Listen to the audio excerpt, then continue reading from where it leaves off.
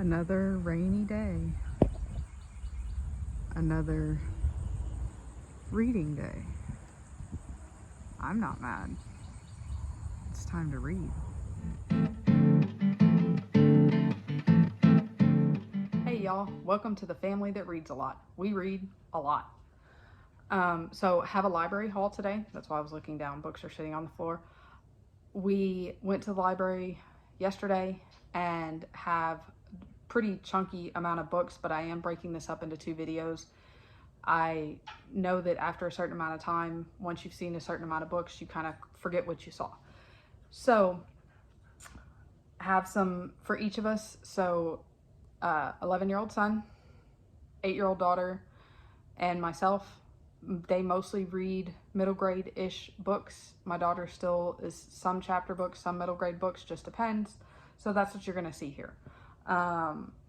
I try to keep these to about 5 books. It's more than 5 books because it's really hard to go to the library and not get more than 5 books. We actually went because I had 2 holds, and then it just kind of went from there. I cannot take my kids to the library and them not want books like that. Who would do that? Who would go to a library and not get books, right? So we'll just start at the beginning. Ooh, the pile's falling. Oh my God. Okay. First book, Jacquelin, Woodson, Harbor Me. Have not read this book, obviously. These are all things I've never, well, one series that I've started before. 6 kids, 1 school year, a room to talk. So saw this recommended a lot by a lot of different people. It's supposed to just be kind of, what I've read and heard is it gives me kind of Breakfast Clubby vibes. Like they, for whatever reason, are having to meet, I don't know if it's daily, weekly, whatever it is, but it's a really short read. It's 175 pages, but not like nothing, no tiny type, not hard. So gonna pre-read this to see if it's something that I want to assign to my son or just give it to him for fun, kind of a thing. So gonna check that one out.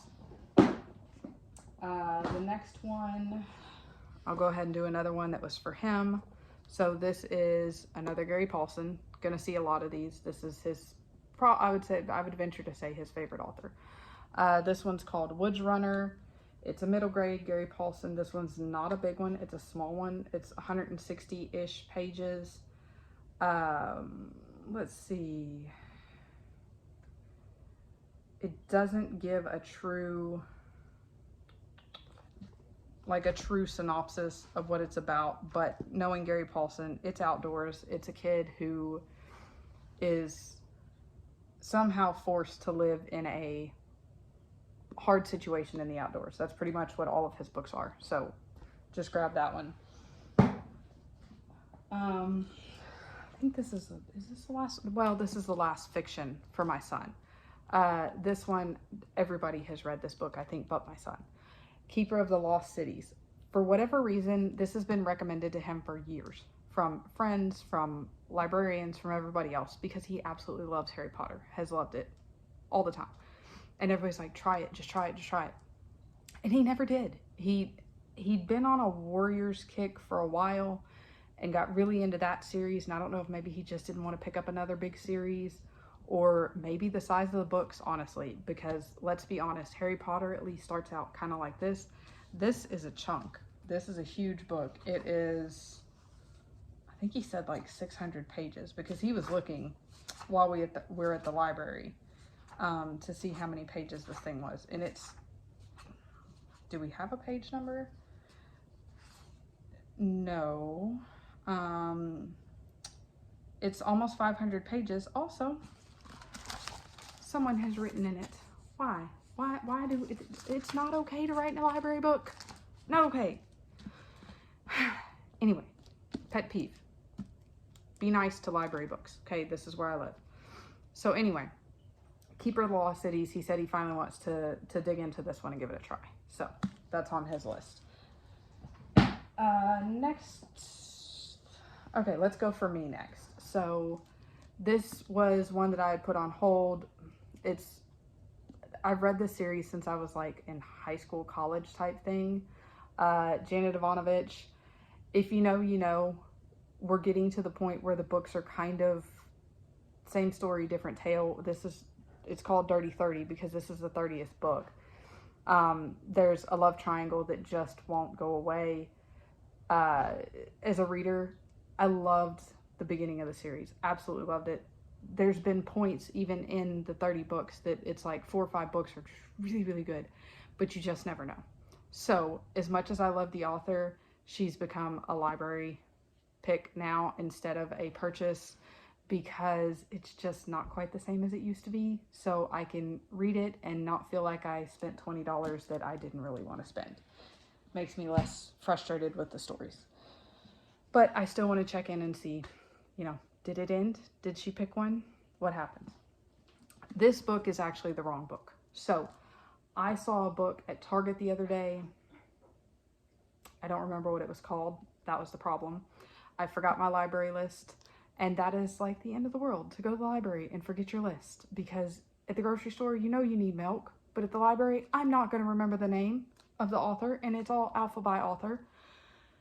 So it was something like The Lake Something. And I saw this and thought that this was it. But I was like, man, this is a big book. And that one that I grabbed at Target, okay, it was a paperback. But it was not this big. And I don't have anything against big books. I'll read a big book. But I had a feeling this was not the right book. And later I realized this was not the right book. So I haven't read the synopsis or anything. I guess I should probably do that. I may end up trying it out just because I have it. I may just send it back to the library. I don't know. Last book is one that I picked up for my daughter, The Castle in the Mist, by Amy Ephron. After picking it up and looking at it and reading part of it, I realized that I have seen this recommended somewhere. I don't know where, but it's just like a simple, I just grabbed it because it was like, it's a castle. And sometimes she still likes the whole castle princess type thing, but like more. And this was out of the middle grade section. So I was like, well, we'll give this a try. So gonna pre-read this for her. The last two that I have are nonfiction, and then I have one, which I guess, I don't know. I guess I'll start with the nonfiction. Okay, so this is just one for my son, Trout, by Cherry Winner, I guess. It's just a book about fish. He's everything aquatics and biology and all that kind of stuff. So this was just a nonfiction for him. Another was a nonfiction for me, just checking out for school. Next year, we're learning about world geography. So deciding on a country to feature for our Central America, South America unit. So this will be a skim and look at kind of thing, just to know if I want to have them get it later. Last one was a, what is it called? We have Friends of the Library. So basically people bring in books, they donate books, they stick them on the shelf, and it's like a quarter, whatever, donate to the library and you can have this book. Wednesday Wars by Gary D. Schmidt. I've seen this recommended, but with these, I'm never quite sure what the content's going to be because it has to do with the Vietnam thing, the Vietnam War going on, but it says there's Vietnam for one thing. And then there's family business. So I don't know exactly what's going to be in here. I'm going to pre-read it. If we don't love it, I'll donate it back to the library and they can sell it again.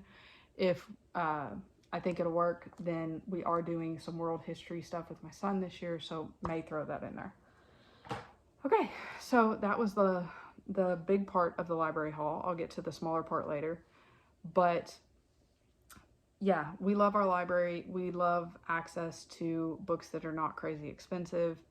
I love it because this is the place where I can go through and I can skim books and I can look at books and try them out. And if they're not for us, and I know that at least one of my kids isn't going to want to pre-read them, or they're not both going to want to read it or something, then I can just have them get it from there. We love buying books. Like, honestly, what you see behind me is mostly CDs, but there's a bookshelf there and there's bookshelves all over our house. But the library is a great resource if you love books, but maybe don't have a huge book budget. So check out your library. Thank y'all. From the family that reads a lot, go read a lot.